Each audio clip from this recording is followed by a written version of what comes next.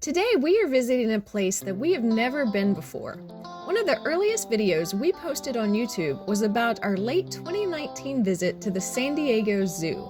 It was a great trip, and it was our first time seeing a polar bear and koalas in person. While the San Diego Zoo is among the most famous zoos in the United States, many people have never heard of its sister park, the San Diego Zoo Safari Park. We hadn't heard of it until that 2019 trip, but we've wanted to check it out ever since. Now, for the first time since this whole period of unpleasantness started 2 years ago, we flew across the country for a week in San Diego, California, and the Safari Park was at the top of the list of area attractions that we wanted to check out. The San Diego Zoo Safari Park is actually about 35 miles from the San Diego Zoo. In fact, it isn't located in the city of San Diego, but in nearby Escondido, California. We got to the park shortly after its 9 a.m. opening time. One of the first things we wanted to do was ride the Africa tram. This tram ride is free with your ticket. You board a tram to take a 25-minute ride through an Africa-themed safari area that is not accessible by foot. You may have to wait in line for a bit to ride this tram. Oh, very nice. Now take a look at how flat that cheetah's body is when they lie down on the ground. Now, believe it or not, that is actually an adaptation to help them be able to blend in with the long savanna grasses. So that flat body is going to make them hidden. They have the spotting of the coat, which is going to help them camouflage with their cryptic coloration.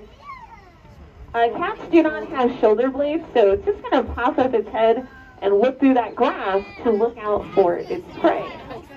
You can also see that long tail flipping around. That is going to work like a rudder to help them change directions when they hit their top speed of 65 to 70. As you heard in that cheetah clip, a guide rides along and tells you information about the animals you see along the way. In addition to the cheetah, we saw a lot of giraffes on the savanna.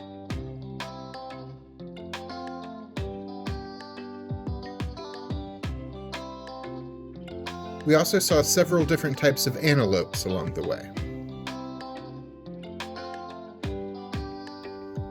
This park is huge at 1,800 acres, much of it used for the savanna habitats along the safari route. More than 300 species of animals are represented by the more than 3,600 animals that live at the safari park. The park is also an accredited botanical garden as well. We'll show you some of that coming up in a few moments, along with our usual montage of cute animal footage.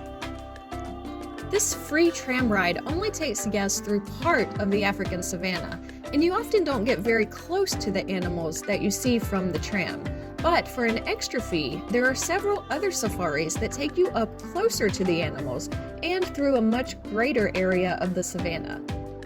The additional safaris start at a price point of $55 per person for a 1-hour up-close savanna tour.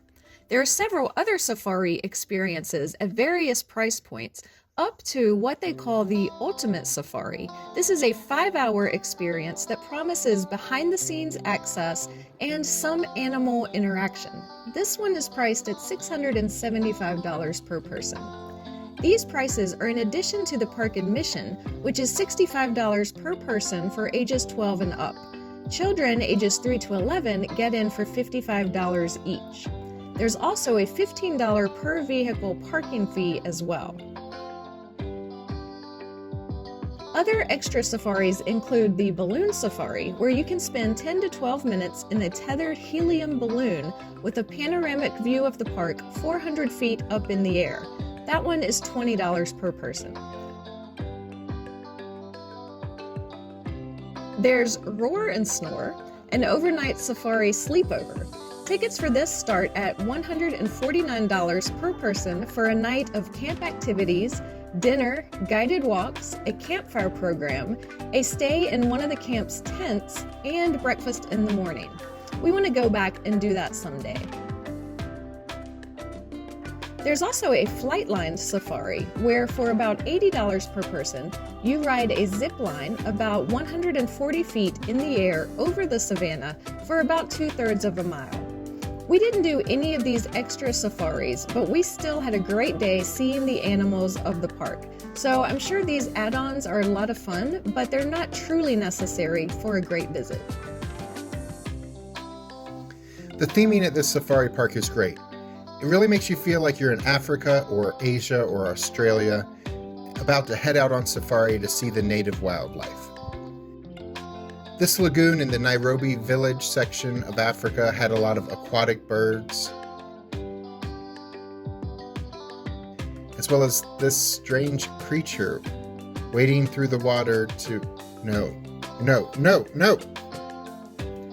Anyway, something circle of life. Like its sister park, the San Diego Zoo, this park usually has shows featuring animals and keeper talks where the zookeepers discuss their care for the animals. None of that's going on right now due to the pandemic. The stages where these presentations normally take place remain unused for now. The park has a number of elephants, but we didn't get a good view of them. While we were there, the yard the elephants stay in during the day was being renovated. We could see the elephants off in the distance behind a gate, but they were too far away to get any usable footage of them. The park has about a dozen dining options. We had lunch at Oasis Diner. It was just sandwiches and chips, but they were really delicious sandwiches.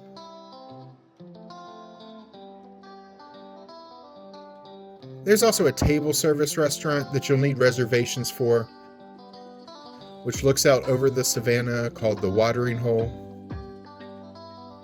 along with several quick service options and snack kiosks. But of course, if you want to save money, you are allowed to bring your own food into the park, though you will not be permitted to bring large coolers in with you.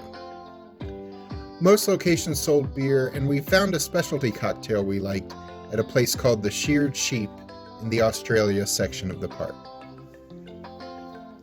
The park has a carousel for kids to enjoy. Tickets to ride on one of the rare and endangered animals on this conservation carousel are $6, but once you pay the $6, you can ride as many times as you want that day at no further cost. There's also a water play area with some sprinklers that kids would probably love in the hot summer weather. There are 3 other play areas for families to enjoy throughout the park.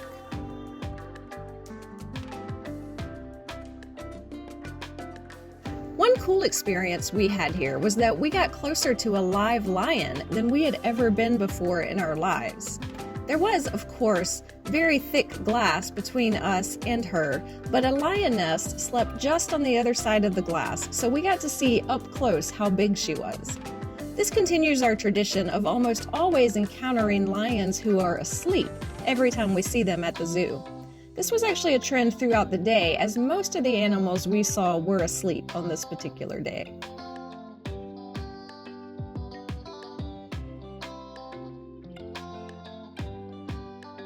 Alice really wanted to check out the park's succulent garden.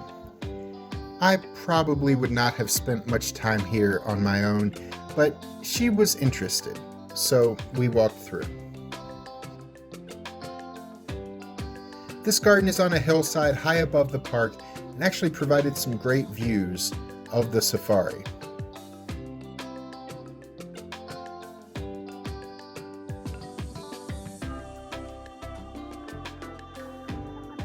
I learned that while all cacti are succulents, not all succulents are cacti.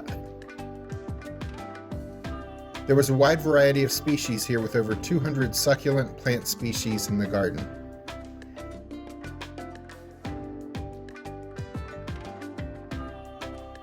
I saw some of the tallest cacti I had ever seen in my life, so I had Alice go stand in front of them for some comparison purposes. I, on the other hand, was very excited that we were going to get to see a platypus. This safari park has 2 platypuses, and they say these are the only platypuses in the United States. In fact, they're supposed to be the only 2 platypuses outside of Australia. So we were excited to be able to cross another animal off the list of animals we had never seen in person. The habitat where these animals are kept is very dark, and the platypuses were in water that was very hard to see. All we saw was some animal zipping swiftly through the murky water. So Alice says we should count that as having seen a platypus, but I don't know.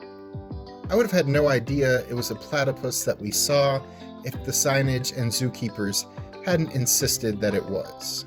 Trying to see the platypus in the darkness kind of reminded me of going on a snipe hunt. And I kept thinking, does it really count as having seen it if we couldn't tell what we were even looking at? You can vote on that in the comments. Okay, it's time to check out some adorable and sometimes sleepy animal footage.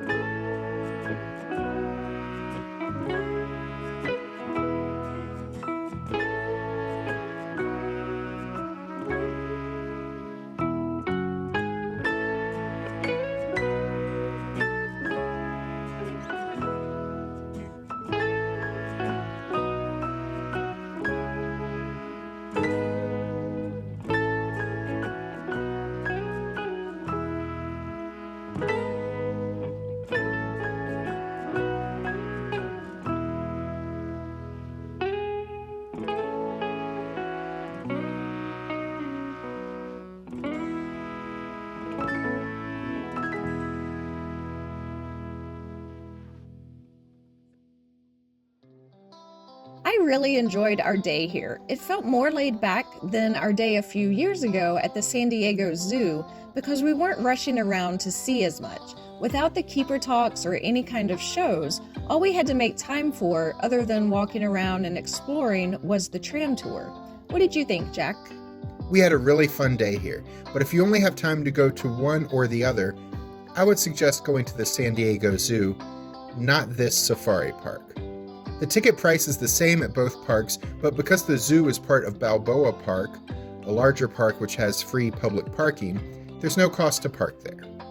Even though the zoo is on a much smaller plot of land, there's more than enough to keep you busy there for a whole day, and there are lots of trees for shade. Much of the safari park is out in the sun, which would be unpleasant in the heat of the summer. Plus, the San Diego Zoo is an icon. Check it out if you never have. But if you do have time for both, I think you'll really like the safari park as well if you enjoy zoos. To see our video about our trip to the San Diego Zoo, click the link at the end of this video.